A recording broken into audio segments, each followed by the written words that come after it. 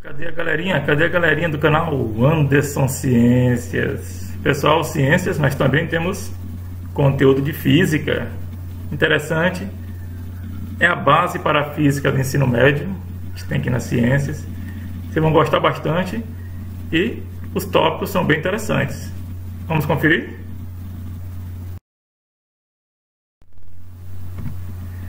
Então, os conteúdos importantes que a gente não pode esquecer em física: átomo, energia, especialmente transformação de energia, tipos de energia, formas de energia.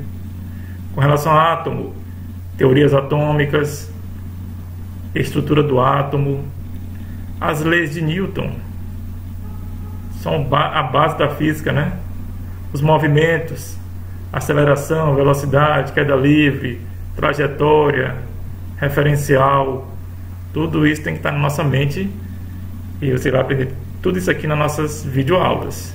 O que mais que nós temos? O assunto de óptica. Não pode esquecer os fenômenos ondulatórios, especialmente as ondas eletromagnéticas e o som. E também o conteúdo de pressão. A gente vê bastante aqui pressão atmosférica. Tudo isso é conteúdo de física. E onde você confere tudo isso? Aqui no nosso canal Anderson Ciências, que nós temos videoaulas específicas para cada tópico desse aqui, viu? Você não vai ficar devendo nada no que se refere ao conteúdo, à base da física para nós. Então vamos conferir e não se esqueça de se inscrever no canal e compartilhar com os amigos, viu? Vou começar com 3 perguntas que você já se fez e pode até hoje não estar sabendo a resposta. Por que, quando um ônibus freia ou até mesmo acelera, somos empurrados, no caso para frente ou para trás, dependendo da situação. Se ele freia, geralmente a gente vai para frente, e quando ele acelera, geralmente somos jogados para trás. Por que acontece isso? Será que o Isaac Newton responde isso? Por que precisamos utilizar o cinto de segurança quando estamos no carro? Boa pergunta, E por que a gente faz muito isso aí em casa, Quando termina de escovar os dentes, a escova está molhada, a gente dá umas batidazinhas para retirar a água. Por que a gente tem que bater na escova para retirar a água? Será que também isso aí é uma lei da física, é uma lei do Isaac Newton? Vamos testar. Vamos ver se com essa aula agora a gente consegue responder isso aí. Então vamos. Tá valendo. Primeiro vamos trabalhar o Isaac Newton, rapaz. O cara aqui, da aula de hoje. Ele nasceu em 1642, que foi o ano da morte do físico, do importante físico também, viu? Galileu Galilei. A gente vai ter também uma aula aqui especial, viu, sobre esse importante cientista. E Isaac Newton nasceu na Inglaterra. Inglês. Então, se qualquer dia você pode pesquisar aí na internet mais detalhes sobre a vida de Isaac Newton. Tem muitos vídeos no YouTube bem interessantes sobre a história, sua vida, seu dia a dia. Pesquisa que vai ser até inspirador na nossa vida. A gente pensa que Isaac Newton se destaca apenas na física e na matemática. Ele também estudou filosofia, astronomia, astrologia, alquimia, teologia e até muito mais, se a gente investigar mais sua vida. Ele ficou bem conhecido pela maçã, A maçã caiu, dizem que ele estava deitado debaixo de uma macieira e a maçã caiu, e ele começou a pensar por que ela caiu. E pode ser o sinal, que fez ele dar início ao seu estudo nessas pesquisas e chegar até a lei da gravitação universal, que é válida até hoje, viu? Já pensou?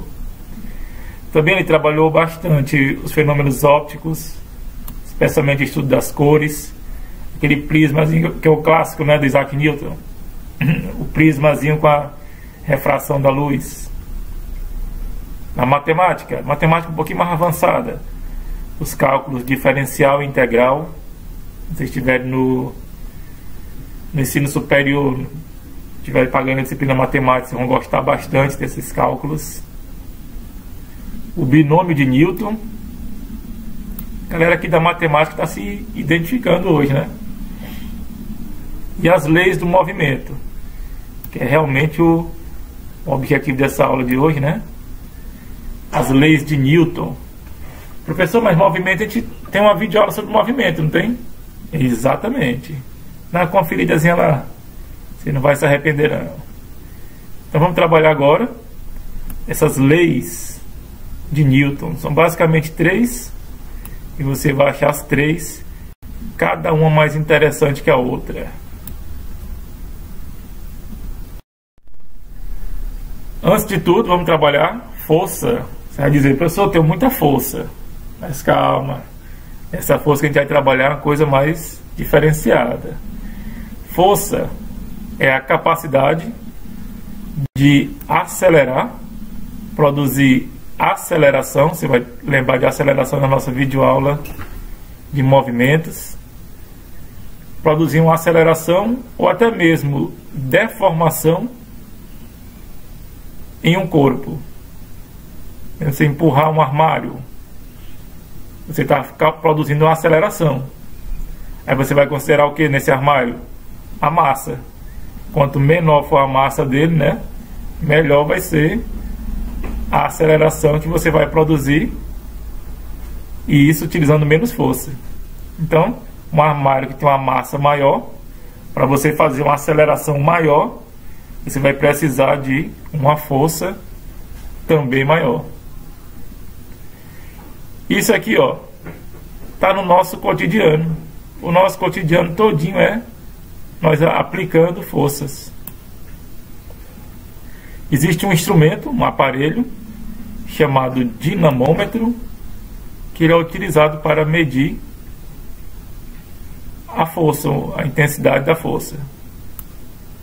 Esse aparelho aqui, você está vendo essa imagenzinha aqui, parece muito aquele aparelhozinho que o pessoal usa para medir a massa, né, dos indivíduos, né, geralmente criança. Você pendura a criancinha aqui, né, o objeto nessa partezinha aqui, ele vai puxar essa molazinha para baixo, e de acordo com a deformação dessa mola é possível determinar a força que está sendo aplicada. Outro exemplo aqui, a gente fala de força, você já lembra logo de academia, né? No caso, você fazendo aqueles levantamentos halteres, você vai estar, além de estar trabalhando a força muscular, você está agindo também contra a gravidade, né? A gravidade é que está dificultando ainda mais o seu trabalho. Você puxar um cãozinho aqui pela coleira, né? Força ali no braço, porque ele vai estar sempre puxando você, e vai estar sempre uma força contrária, né? A força que ele faz para frente vai ter uma reagindo contra o seu braço.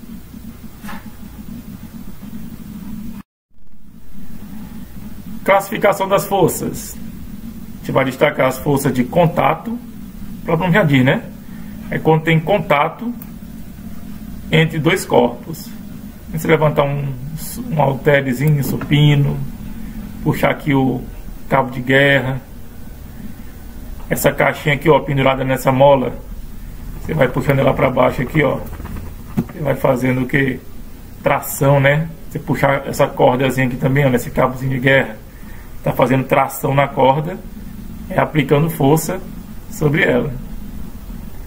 Então, a força de contato acontece quando a gente puxa, quando nós puxamos ou empurramos um corpo, né? Estamos fazendo contato com ele.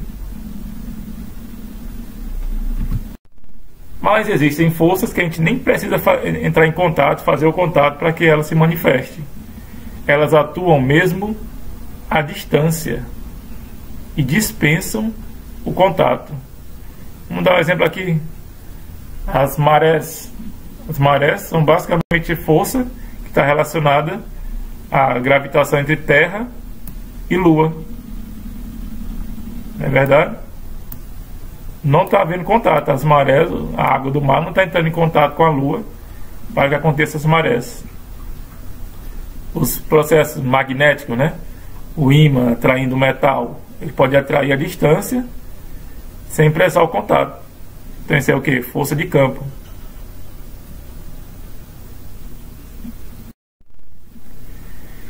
Agora, com esses conteúdos que a gente já aprendeu, a gente já pode trabalhar as leis de Newton. Vamos começar pela primeira, que é a lei da inércia. Mas o que seria a inércia? Agora a gente vai trabalhar quando nós estamos ali no ônibus, né? Que freia e nós somos jogados para frente, né? Seria mais ou menos isso aqui, esse enunciado. Que todo o corpo, ele continua em repouso. Vai lembrar, repouso no popular seria o parado, né? Em relação ao referencial. Ou em movimento, no caso, movimento uniforme. Você vai prestar bastante daquela nossa videoaula sobre estudo dos movimentos, para entender isso aqui. Então a tendência em permanecer em repouso ou em movimento uniforme, que é aquela que a velocidade não varia, em uma linha reta, a menos que seja aplicada uma força sobre ele que faça ele mudar esse estado. Beleza? Por exemplo, se tem um objeto em cima de uma mesa, ele poderia ficar infinitamente ali, né? Até ele se desgastar, desaparecer, em repouso. Mas se você aplica uma força sobre ele, você muda esse estado de repouso, já coloca ele em movimento. Beleza? Então você já acabou ali com a inércia dele. Ou se você tem um objeto em movimento uniforme, como o caso você, dentro do ônibus, quando o ônibus freia, a tendência é mudar esse estado de inércia que você estava. Quando muda esse estado, a sua tendência é continuar, permanecer nessa inércia. Por isso que você é jogado para frente. No caso da escova, quando está cheia de água, né? Você faz um movimento com a escova, né? Com a mão, aí bate em outro ponto, no seu outro braço. Então a tendência da escova é continuar aquele movimento que ela vem fazendo. Só que quando bate no seu braço, ali teve uma força que fez ele mudar o movimento que ele vinha fazendo. Só que a água, ela continua esse movimento. Por isso que a água é lançada para frente. É mais ou menos o princípio que quando nós somos lançados para frente no ônibus ou no carro. Beleza? Então a inércia é uma tendência natural. Olha aí, galera, a tendência natural dos corpos em manter, olha, ó, manter a sua velocidade constante ou até mesmo o seu estado de equilíbrio, repouso ou movimento retilíneo uniforme. Beleza? Compreendido bem o que é inércia? Então tá valendo. Agora diante do cinto de segurança, né? Por exemplo, se acontece um choque, um impacto, né, frontal, o que vai acontecer? Os ocupantes do carro tendem a continuar o movimento que vinha fazendo. Não é verdade? Por quê? Por causa da inércia. Só que eles poderiam se chocar contra o para-brisa do veículo, até mesmo contra o volante, se for o motorista, né? Aí onde entra o cinto de segurança, que ele vai aplicar uma força, né, contrária, e vai fazer com que a velocidade que a pessoa vá, né, por inércia, continuar o movimento, seja cancelada, né, ou diminuída. Uma força contrária que vai ter uma resultante, e essa resultante, muitas vezes, é no sentido de fazer o indivíduo ficar preso, ficar parado. Então essa tendência a continuar para frente, mesmo após a batida, né, é o que a gente chama de inércia, e é a primeira lei de Newton. Interessante, viu?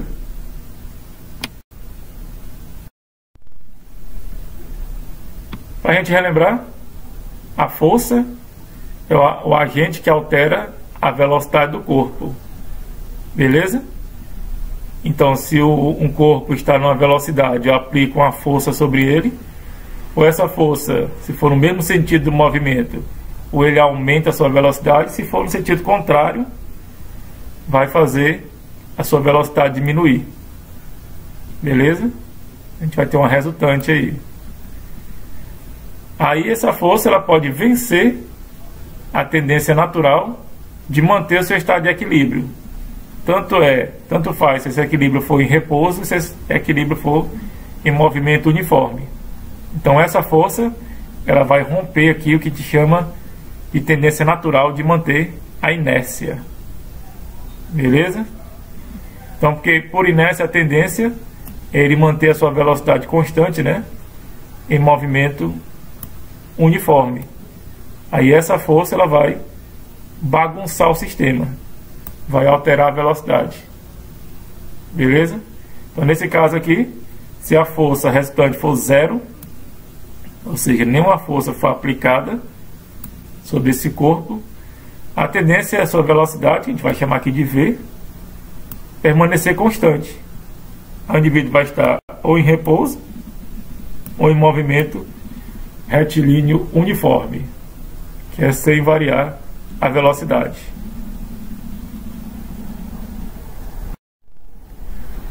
Segundo a lei, a gente já está trabalhando mais diretamente o cálculo da força, né? A aplicação mesmo da força. A gente viu, né, que a segunda lei, a primeira lei, ela também tem necessidade da força, né, para fazer com que o objeto, o corpo, saia da inércia. Então, a segunda lei de Newton ela vai trabalhar basicamente esse princípio fundamental da dinâmica. Dinâmica tem a ver com o quê? Com o movimento, né? Então, essa mudança no estado, né, de movimento de um corpo é proporcional, perceba, ó, a força motora, né, que é aplicada sobre ele. Por exemplo, se nós temos um objeto que pesa mais ou menos, tem massa mais ou menos de 1 kg, como a gente está vendo aqui, né? Se eu aplicar sobre ele uma força de 1 newton, essa letra N aqui, ó, newton, por que será que representa pela letra N de Newton? Newton em homenagem a Isaac Newton. Então, se eu aplico a força de 1 newton sobre um corpo de massa de 1 kg, eu vou provocar nele uma aceleração de 1 metro por segundo ao quadrado. Se eu aumento essa massa, se for, por exemplo, 10 kg, e eu aplico essa mesma força de 1 newton, a aceleração já não vai ser mais de 1 metro por segundo ao quadrado. Então, por isso que ele fez essa relação, que a força, que ele chamou de F, a gente pode representar também por FR, que é a força resultante. Geralmente é somatório de forças ou subtração, dependendo do sentido que é aplicado essa força. Se for no mesmo sentido, a tendência é você somar essas forças. Se for em sentido contrário, a resultante vai ser a diferença entre essas forças. Então, essa força vai ser a relação entre a massa e a aceleração que ela produz sobre o corpo.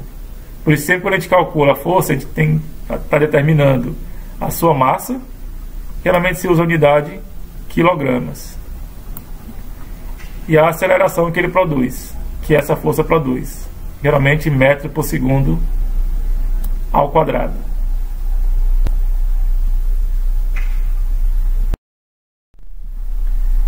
E a terceira lei de Newton é a lei da ação e reação.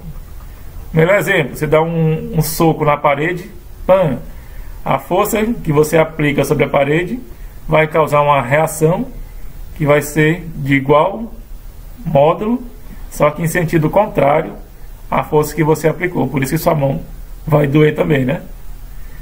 Então, a terceira lei de Newton, que é a ação e reação, diz que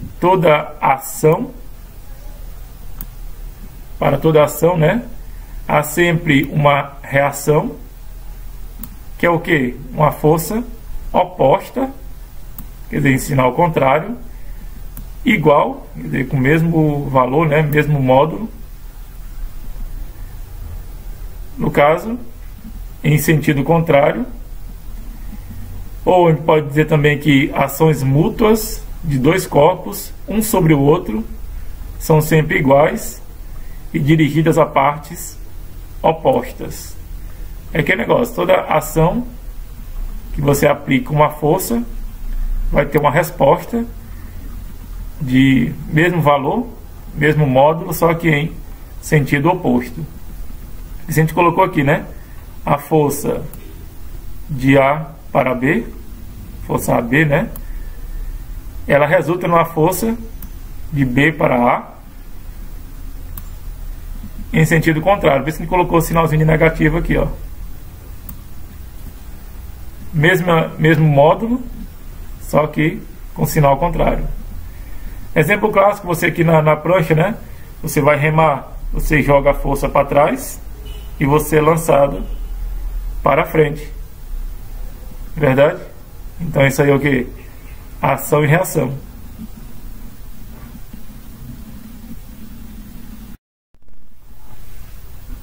Vamos ver um exemplo.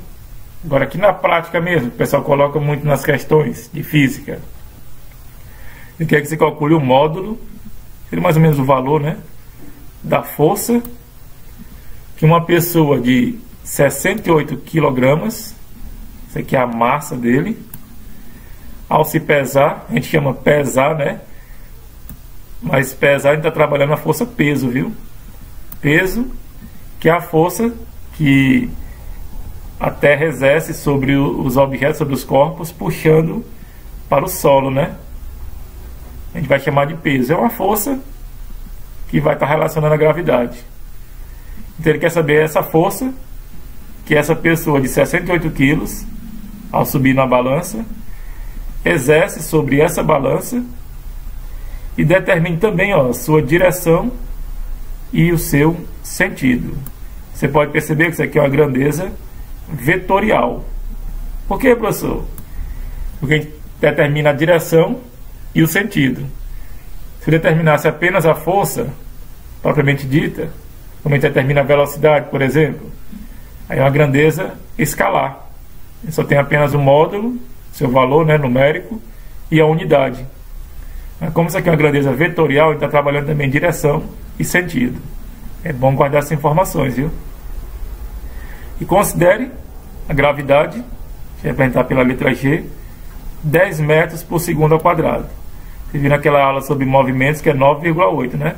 Mas muitas vezes a gente arredonda para 10, para facilitar mais a hora de fazer a questão. E aí, será que dá para responder essa questão? Será que você ficou na dúvida? Vamos fazer? É simples. Você lembra da formulazinha? Da relação, né? Força é a relação entre a massa e a aceleração que essa força produz sobre esse objeto que tem uma determinada massa. Só que nesse caso a gente está trabalhando, ó, a força peso. Por que, professor, que é peso? Que é a gravidade. Quando você subiu na balança, quem está ali puxando para baixo é a gravidade, não é você que está fazendo força para baixo, não. É a gravidade, a força gravitacional puxando você para baixo, né? A gente vai chamar essa força de peso. Então é bom a gente diferenciar massa e peso. Massa é o que você tem, né? A quantidade de matéria que você tem. Se repete aqui pela letra M, né? Que é medida em quilogramas, gramas, tonelada, né? E quando essa aceleração é a da gravidade, a gente vai considerar o G no lugar aqui do A. E essa força vai ser agora a força peso. Tranquilo? Então a questão te deu a massa, que é 68. Te deu a gravidade, 10. Você vai determinar essa força, que é força peso, apenas multiplicando. A gente vai ter um resultado de peso igual a 680 Newton. Não esquecer, a unidade de força é Newton. É menor que Isaac Newton. Tranquilo? Você apenas multiplicou a massa vezes a aceleração da gravidade. Como é que eu sei agora a direção e o sentido? É simples. Direção, você está na vertical, né? Então, ó, direção é vertical. E o sentido? O sentido é o sentido da força-peso, né? Da gravidade, da aceleração da gravidade que puxa você para baixo. Então o sentido é para baixo. Facílimo, né? Se a gente fosse considerar a reação, aí a balança já estaria fazendo uma reação, a força em sentido contrário para cima. Beleza? Muito agradeço a atenção. Essa aula foi bem prática, né? Bem dia a dia mesmo. E você, com base nesses conteúdos, você pode até aplicar em outras coisas no seu dia a dia, que eu não coloquei aqui, né? Como você vai limpar o sapato, tirar a terra do fundo do sapato, você dá umas batidas nele, né? Quando você bate, aquela movimento, aquela velocidade constante que ele vinha fazendo, né? Aquele movimento. Quando você bate, então o impacto ali gerou uma força diferencial e alterou esse estado de inércia, estava no movimento. Só que a sujeira, né, o barro, a terra, vai continuar essa mesma tendência. Por isso que ela é lançada para longe. Então são exemplos do dia a dia que são aplicados aqui as leis de Newton. Beleza, então? Mais dúvidas? Pode procurar a gente lá no Instagram, que é o canal Anderson Ciências.